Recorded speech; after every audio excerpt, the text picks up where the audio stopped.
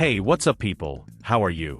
We start this story with the voice of our protagonist who says he doesn't know what's going on until out of nowhere a goddess appears in front of him which tells him that he has been summoned to Milgram. She introduces herself as the goddess Nolan, and quickly apologizes to our protagonist, since she tells him that apparently she ended up involving him in the summoning of another. The protagonist obviously gets off the hook since, according to her, they invoked him, but the goddess explains that in an invocation between worlds random objectives are chosen, but that somehow despite not being the objective, he was also teleported. And she also explains that the magic of invocation between worlds is very dangerous. In fact, she emphasizes that that magic is so dangerous that it could have destroyed Milgram, so she curses those who used it. But sadly, it was too late. Our protagonist asks if the other invoked are there, but the goddess says that the teleportation objectives were invoked to the sacred empire of Cydonia. Our protagonist says that if he is a mistake, he should return it to his world, but the goddess, very offended, says that she is very sorry, but she cannot do it, since she was so angry that she herself broke the forbidden magic so that they cannot use it anymore. In short, she says that she cannot return it to her world. She also says she has no body, due to some small missteps, so she asks for forgiveness again. Our protagonist asks if the goddess has apologized. In addition to asking what will happen to him now, the goddess replies that he will have to resign himself and start a new life in Milgram. Our protagonist asks if he is going to go with the other summoned, but the goddess replies that no, and that they would surely treat him badly for being a mistake. Our protagonist is discouraged and the goddess answers that she calm down, since she will take care of giving support and send her to another nation. All in favor of a goddess. Our protagonist was not convinced at all and asks if there will be monsters, like goblins or dragons, but the goddess again emphasizes that she has all her support, so he must be calm. Once this is said, the goddess asks him to think about his statistics. Out of nowhere, a statistical picture appears in front of our protagonist, where he says he is 17 years old and has no job. Our protagonist tries to explain that he really has almost 40 and is a businessman, but the goddess replies that he forgets all that, since there are no businessmen in Milgrat, and asks him what he wants to be. Depending on whether he wants to fight or create things, our protagonist replies that he does not know how to fight and hates conflict, so he chooses to be able to create things, which the goddess calls boring. In the end, the goddess chose the power to create things, gives her useful magic and healing magic so that she can defend herself, in addition to some other thing. After a crystal was introduced into our prota, the goddess says goodbye to him, wishing him good luck in his life. He falls in the middle of nowhere and a river approaches, where he asks himself if that is his new look, which is too attractive.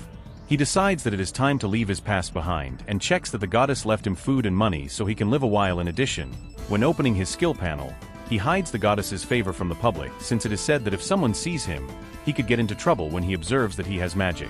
He wonders if he can really use it because he is in a green area. He is a little afraid that a fire spell will set that area on fire, so he summons a water ball, a cutting air, and a rock to use his skill. Realizing that everything works, he is surprised that he is really in a magical world.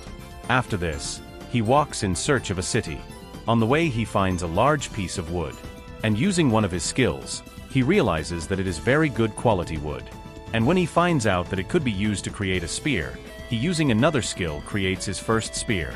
After this, he decides to check the plants around him, realizing that he has the recipe for many poisons and potions.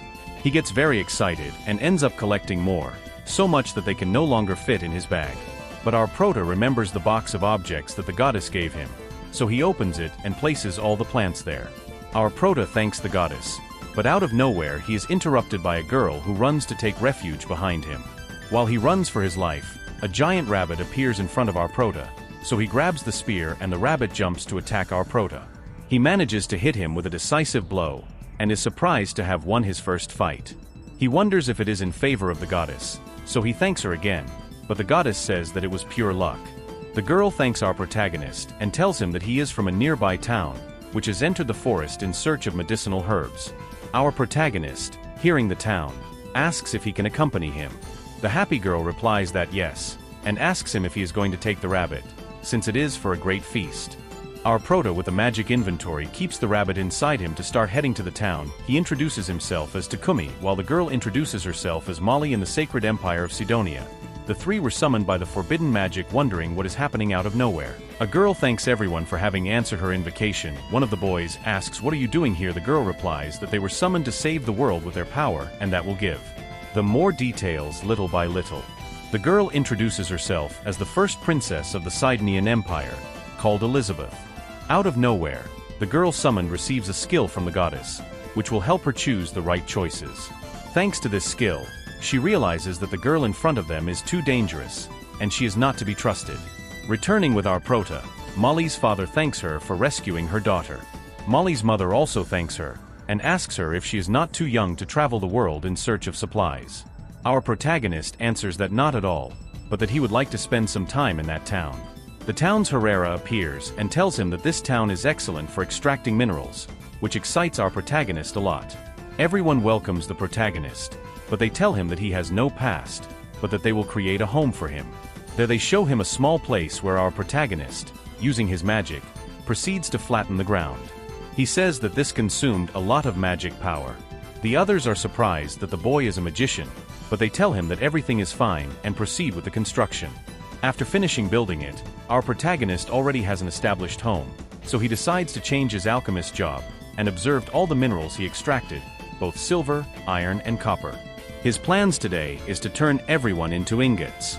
He knows they need an oven for this, but in this world he can do it with magic, although after finishing it consumes a lot of energy. Our prota using alchemy makes his first iron ingot, so he feels a little tired, but this does not stop him, so he continues to create ingots. Until the afternoon arrives and Molly opens the door of his inn, all to realize that our prota fainted due to the giant energy expenditure. Molly's mother scolds our prota, while her father gave her a potion. Our prota continued using alchemy, but resting from time to time.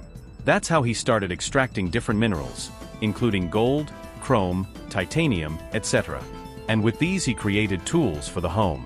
The alchemy level of our prota increases a lot, so he helps the blacksmith to create better swords. After this he went to look for Molly's father to ask for potions. He replies that he only has basic level, but our prota replies that it does not matter, that he needs them to start creating passions with his own plants. Our proto starts mixing plants to create his first passion, but when he compares it to the one that Molly's father gave him, he says that they are of different colors, to which the reason for why is asked, saying that maybe it is because he used magic water. After this, our proto went to the forest where he began to consume poisonous plants, to then heal instantly to increase his resistance, until out of nowhere a giant armored boar appears in front of him. Our protagonist grabs his spear, but when the boar throws himself on him, the spear breaks and the boar throws him away. Our protagonist tries to stop him, but none of his attacks work. Out of nowhere, our protagonist observes a poisonous spider, so he feels cornered. The spider is hurt, so he jumps on the boar. Although he does nothing, our protagonist wonders what he should do. While the boar runs to him, he remembers one of his alchemy skills, so he uses it as a last resort, ending the boar like that. Our protagonist approached the spider, who had jumped on the boar, and asked if they were trying to save him. Our protagonist thanked him and cured the spider, and then left, but out of nowhere a sign appears that says it can tame the poisonous spider. Our protagonist asks the spider if he wants to be with him. The spider accepts. Our protagonist says he has to give him a name, so he puts Maple, because the mark of his sword looks like a maple leaf. The spider accepts this name and proceeds to evolve, which makes her very happy. When she returns to the village, everyone is surprised by the boar that our protagonist hunted, but is also surprised that she was able to tame a spider, since Molly's father says that insects cannot be tamed. After all this, our protagonist decides to share the boar with the whole town, giving a big party. Elsewhere, Elizabeth was looking out her window, while the goddess was happy that our protagonist is doing well. Another divine being appears and asks the goddess what she plans, since she sent him with a special body of favor and a year before the invocation. But the goddess says that there is no special reason. What will happen with this story? We'll see that in the next one. Since if you want part 2, leave a comment to let me know. With nothing more to say, I'm Boo Recap and see you in the next video.